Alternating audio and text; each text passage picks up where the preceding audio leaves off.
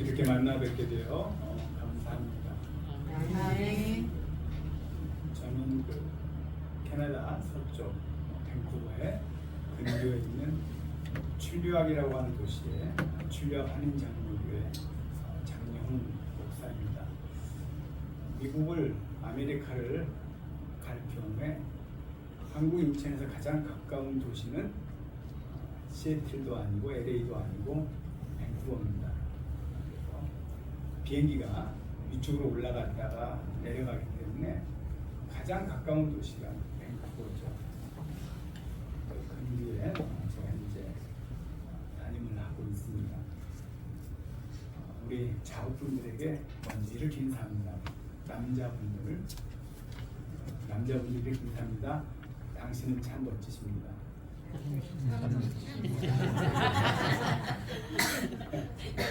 그럼 여자분들, 당신 참 예쁘십니다.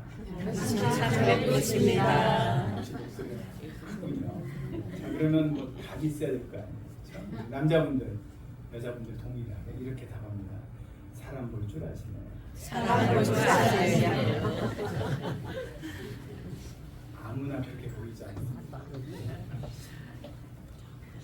제가 캐나다에서 이제 사연 한 18년 됐습니다. 제가 18년 한국을 떠난 지가 18년 됐죠. 그러면 과연 캐나다에 있는 한인 교회들은 어떻게 신앙생활을 할까? 별반 없습니다. 제가 뭐 영어로 설교한 것도 아니고 똑같이 한국말로 설교를 하는데 우리 성도 가운데 이제 필리핀 성도도 계시고 포르투갈 출신의 캐네디언도 있지만 다소합니다. 오늘 저와 함께 목사님이 읽어주신 내용은 룻기서입니다. 오늘 본문에 들어가는데요. 자, 룻기 하면 생각나는 단어는 뭘까? 또 우리 기독교를 한 단어로 정의하면 어떤 단어로 정의할 수 있을까? 은혜입니다. 우리는 은혜라는 단어를 굉장히 많이 쓰죠. 왜냐하면 그만큼 받은 은혜도 많고 또 앞으로 우리가 누려야 할 것은 은혜가 아닌가 싶습니다. 그 은혜를 가장 잘 설명한 책이 바로 이 룻기입니다. 이 룻기 잘 아시겠지만 한 멸망한 집에서 다시 우민하고 싹이 돋는, 그래서 다시 생명이 피어나는 그런 책이 바로 이 룻기서인 거죠. 여러분, 저도 그렇지만 우리는 항상 은혜의 다리를 건너야 합니다.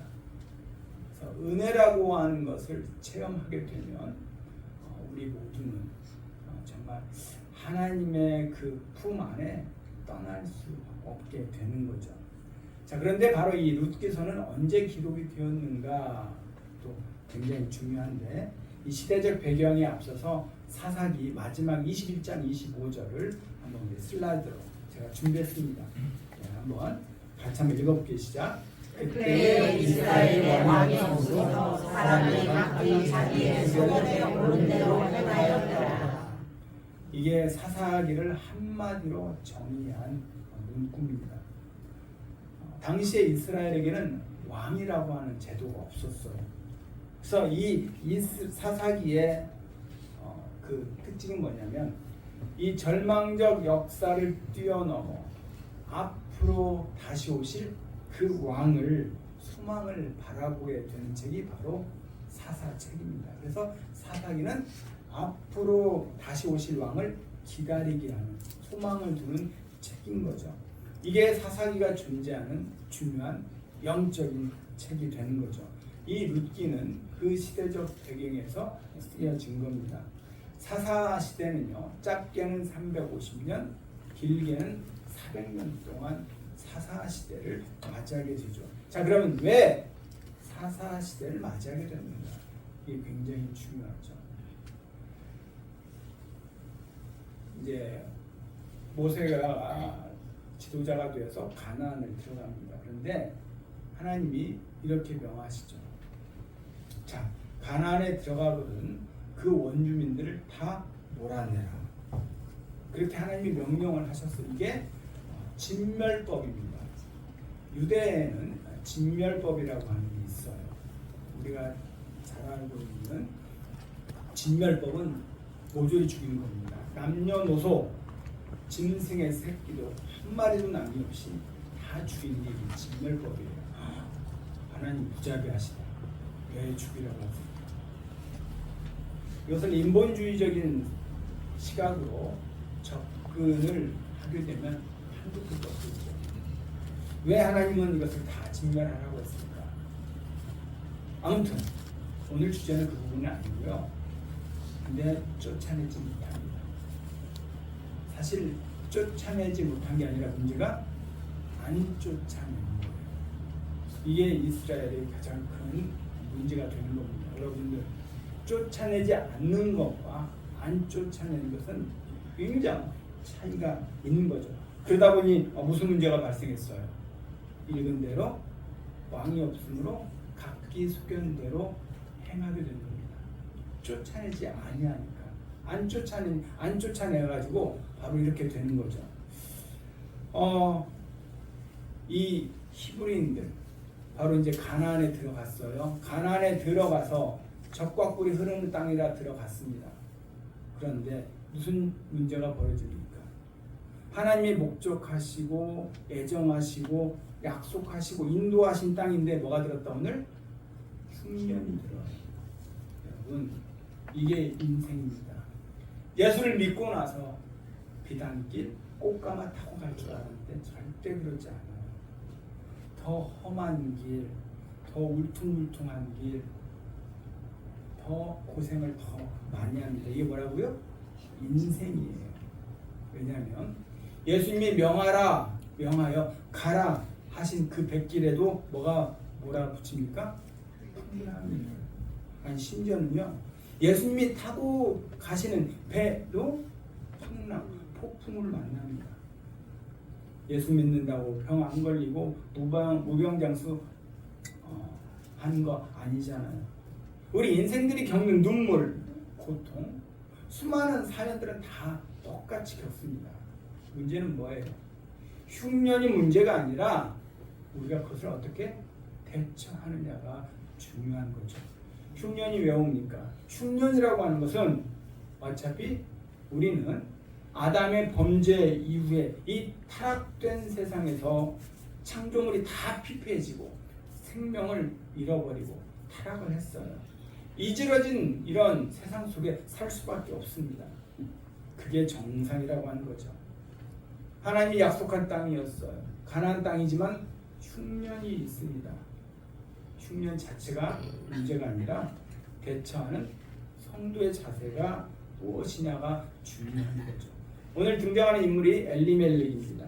이 엘리멜렉의 뜻은요, 하나님만이 나의 왕이시다. 이름은 거창합니다. 이름 너무 잘 지었어요. 엘리멜렉. 그런데 이 엘리멜렉이 흉년 앞에 어떻게 대처합니까? 하나님께 1절 묻지 않고 모압의 드림을 꿈꾸고 모압 땅으로 건너가죠. 이 본문을 한번 유사한 본문 역대상 10장 14절인데 한번 슬라이드로 제가 준비해봤습니다. 같이 한번 읽습니다. 여호와께 묻지 아니하였으므로 여호와께서 그를 죽이시고 그 나라를 그의 아들 다윗에게 넘겨주셨더라. 사울입니다. 이스라엘 초대왕 사울의 문제는 여호와께 묻지 아니하였습니다. 사울이 버림받은 이유는 하나님께 묻지 않았다라고 하는 거죠. 여러분, 이 예배를 통해서 하나님께 많이 묻기를 축원합니다. 왜냐하면 구하는 자, 두드리는 자에게 하나님은 열어 주십니다. 이것을 믿어야 되는 거죠.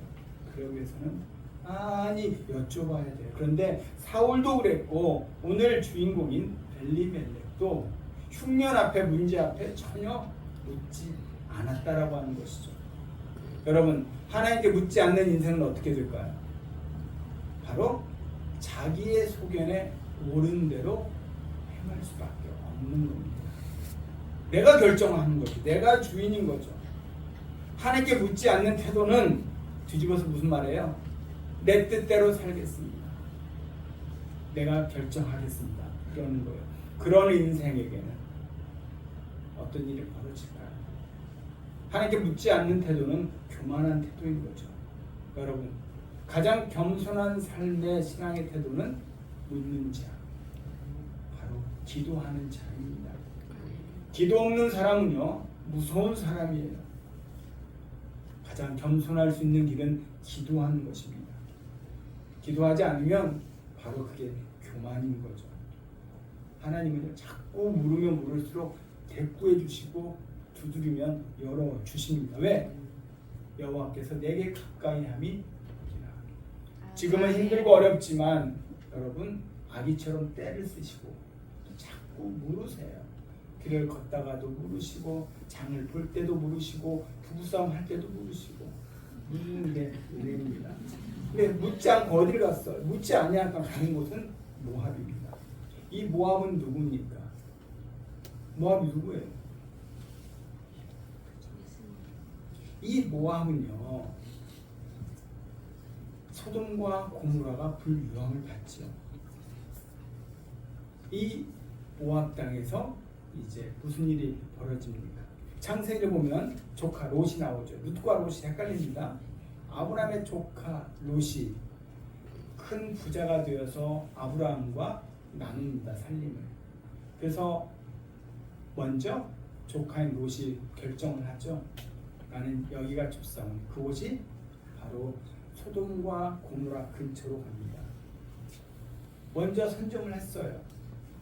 그리고 제일 처음에는 근처 니어 소돔이라고 성경에 나와 있는데 나중에는 어떻게 돼요?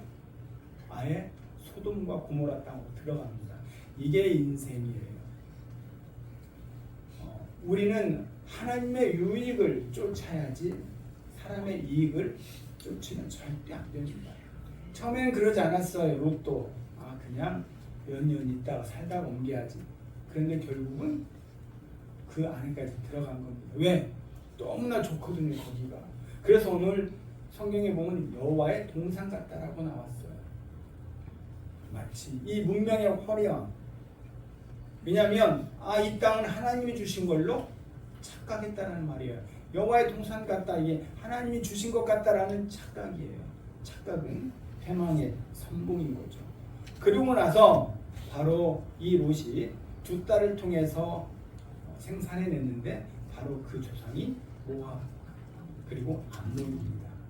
바로 이 모압은 바로 오늘 이 엘리멜렉이 흉년 들자 이주한 곳이 바로 이 모압 땅인 거죠. 자, 모압은 그러면 성경에서 어떤 땅이냐면 음란한 곳입니다. 대표적인 문화, 음란한 곳이 이게 모압의 가치였어요. 자, 오늘은 이 엘리멜렉 이 행로를 통해서 한번 세 가지 문제를 들춰보면서 우리가 삼아야 할 굵은 것들을 한번 짚고 넘어가 보자 합니다. 이 엘리멜렉이 모압으로 건너간 시기를 한번 볼게요. 우리 마태복음 1장 5절입니다. 우리 슬라이드 같이 한번 읽습니다. 살몬 라합에게서 보아스를 낳고 보아스는 룻에게서 오벳을 낳고 오벳은 이세를 낳고. 살몬이 라합이 누굽니까? 여리고 성의 지생입니다. 그런데 정탐꾼을 숨겨주죠. 두 정탐꾼을 숨겨준 이가 라합이고 이로 인해서 라합의 가족은 구원이 없습니다. 근데 라합은 하나님 어떻게 들었다? 성경 보면 들었다 그래서 하나님의 소문을 들었다. 믿음은 들음에서 나는 거죠. 말씀을 계속 듣고 말씀을 읽으면 그것이 내 안에 씨앗으로 자리매기 됩니다. 제가 신목사님을 존경하는 것 중에 하나가 뭐냐면 여러분 성도들은 이렇게 생각해요. 신앙 중요하다. 여러분 신앙이 중요할까? 신학이 중요할까요? 앙인가 학인가 헷갈립니다. 목회자의 관점에서는요 신학이 중요합니다. 왜냐하면 신학이 제대로 뿌리내리지 아니하면 내 신앙은 흔들려요. 우리 주변에 이단이 얼마나 많습니까? 신천지도 있고 구원파도 있고 그렇죠. 하나님의 뭐 증인도 있고 왜 그렇게 쏠려요? 신학이 없으니까 그런 거죠. 분별력이 없어서 그렇습니다. 신학이 굉장히 중요합니다. 신학이 속에서 신앙이 형성이 되어야 바른 신앙생활을 할 수가 있게 되는 거죠. 이 라합은 하나님의 소문을 들었어요. 자, 그런데 이 살몬이 라합에게서 누굴 낳았다? 보아스. 오늘 이 룻기의 주인공, 또 다른 주인공이 보아스가 등장합니다. 이걸로 보아서 이 시대적 배경은 언제다고요? 거의 가나안 땅에 들어오는 거의 초기입니다. 가나안 땅 초기에 지금 발생한 그 시대적 배경을 이 룻기서가 가지고 있는 거. 왜냐하면 보아스를 통해서 이제 다윗이 나오지 않습니까? 그 시대적 배경이 이렇게 된 거죠. 초기 시대라고 합니다. 자, 베들레헴에 흉년이 들었어요. 그들은 바로 이 흉년을 이기지 못하고 이주를 합니다. 묻지 않았어요. 이주했다라고 하는 것은 뭔 말이냐면 그냥 피하고 싶은 거죠. 피할 수 있습니다. 그런데 우리는 이때 뭐가 필요해요? 피하기보다도 기다리는 태도가 필요합니다. 묻는 태도, 그리고 두 번째는요, 기다리는 태도예요. 1절 묻지 않고 흉년이 들자 그는 바로 모압으로 이주를 하게 된 겁니다. 여러분, 기다리는 태도는 엎드리는 태도예요. 하나님이 내게 주신 이 고난은 무엇일까? 하나님이 나를 가장 잘 아시는 분이에요. 나의 눈물을 잘 아시는 분이 하나님이신데 왜 나에게 이런 역경이 끊이지 않을 것까? 자꾸 그 이유가 있을 거 아닙니까? 묻고 기다리는 거죠. 우리 한국 분들이 못하는 게 뭐다? 기다리는 거. 정말 공항에 가면요, 때로는 비행기가 연착을 합니다. 그러면 연착 방송이 나오는데 이번 비행기는 2시간 연착합니다. 그러면 가장 먼저 데스크 가서 무슨 일이 있었어요? 따지는 사람 누구다? 근데 캐네디언들은요, 방송 나오면 아무도 움직이지 않아요. 그 자리에 계속 앉아요. 5시간이고 6시간이고 그냥 기다립니다. 아무 불평이 없어요. 언젠가 뜨기 때문에. 대단해요, 그렇죠? 잘 기다립니다. 우리 집 앞에 이제 고속도로를 내는데요, 10년째 고속도로 내고 있습니다. 거리도 제가 보기에는 1시간 거리가 밴쿠버에서 이제 우리 동네까지 1시간 정도 걸리는데요, 하루에 1시간입니다.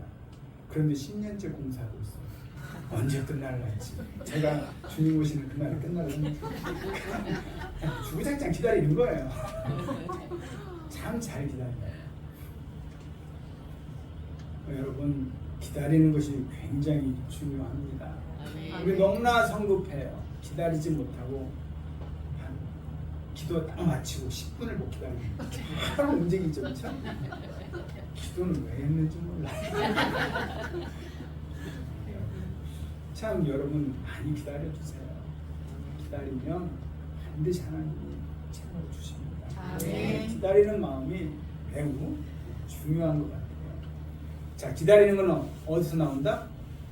개인의 성향이 아니라 신앙에서 나오는 거예요. 그러니까 신앙이 없으면 기다리지 못해요. 바로바로 내가 해결해야 됩니다. 그런데 여러분처럼 신앙생활 오래 하신 분들은 잘 기다리세요. 이건 어디서 나온다? 기다리는 건 신앙에서 나오는 거예요. 개인 성향이 아니라. 여러분 잘 기다리시고요. 어찌 보면 인생은 하나님 앞에 기다리는 싸움이에요. 기다리는 것이 믿음입니다. 하나님의 앞에 열망을 가지고 기다리십시오. 그림이 안 보여도 그냥 기다리는 거예요. 그것은 기도하라는 뜻입니다. 엘리멜렉은 여기서부터 실패한 거예요. 기다리지 못했던 거죠. 오늘 본문 1장 1절에 이제 모압 땅에 가서 거류하였다라는 표현이 나옵니다. 이 거류하였다라고 하는 것은 내가 그냥 잠시 머무는 게 아니라 나 거기다 살겠다라는 거예요. 셋을 다운 하겠다라고 하는 거예요.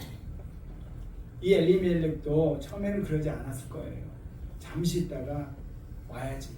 가볍게 떠났는데 그만 거기에 정착을 하게 되는 거죠. 그러고 나서 세월이 얼마입니까? 10년이 흘렀어요. 10년 뒤에 어떤 일이 벌어집니까? 엘리멜렉도 죽고 말룬과 기럐도 두 아들도 죽습니다. 한 집안에 누가 남아요? 여자 셋, 과부 셋입니다. 이 나오미에게는 정말 하늘이 노랗죠. 이 가정을 어떻게 꾸려갈 것인가. 이거와 비슷한 그 신약의 본문이 누가복음 15장입니다. 누가복음 15장에 보면 탕자가 나오죠. 둘째 아들이 아버지의 분깃을 받아서 이주합니다. 나는 아버지와 단절하겠습니다. 이방 땅으로 간다라는 것은 유대법에서 나는 아버지와 단절하겠습니다라고 하는 뜻이에요. 그 둘째 아들이 아버지 재산을 가지고 이주하죠. 그런데 다 돈을 화랑방탕 다 씁니다. 그리고 나서 언제 돌아와요? 죽여 죽게 되었을 때예요. 굶주려서 돌아온 게 아니고요. 죽게 되었을 때. 인생이 그래요. 죽게 될 때 그제서야 아버지의 집으로 돌아갈 자각이 일어납니다. 제가 장례를 참 많이 치렀는데요. 보면은 정말 죽음이 임박할 때 그제서야 다들 내가 헛살았다 이야기하시고 저에게 잘 좀 우리 자녀들을 인도해 주세요라고 마지막 유언 같은 말씀을 많이 남기십니다. 왜? 죽게 되었을 때에 깨닫게 되는 거죠. 그러면 그 사연은 뭡니까? 낭비예요. 성경은 그것들을 다 낭비라고 하죠. 낭비한 인생이 죽게 되었을 때 그제서야 하나님 앞으로 아버지 앞으로 돌아오게 되는 거죠. 인생은 낭비입니다. 여러분 출애굽을 하고 나서 가나안 땅에 들어가기 전에 40년 동안 사실 시내산에서 율법을 받고 나서는 38년입니다. 정확한 방황의 시기는 38년이에요. 38년을 한마디로 표현하는 무슨 표현이다? 낭비했다는 거예요. 하나님 앞에 두지 않는 인생은 낭비하는 인생입니다. 여러분 낭비하지 마십시오. 이 바로 엘리멜렉 가정은 낭비를 하는 거죠. 무너지는 그런 집안 보고 다시 나오미가 고국으로 돌아옵니다. 고국 땅을 딱 밟으니까 바로 주민들이 한눈에 알아보죠. 저기 나오미 아니냐. 나오미의 뜻은요 희락과 기쁨, 즐거움이라고 하는 뜻입니다. 나오미라고 하는 이름을 많이 지어요. 캐네디언들 가운데 에스더, 나오미 많이 짓습니다. 사라. 그런데 바로 이 나오미의 기쁨과 즐거움, 희락인데 뭐라고 그래요? 나오미가 나를 나오미라 부르지 말고 마라라 부르시오. 그런데 중요한 게 있습니다. 본인은 마라라 부르지 말라고 했지만 그 이후에 단 한 번도 이 나오미를 마라라 부른 사람은 한 명도 없어요.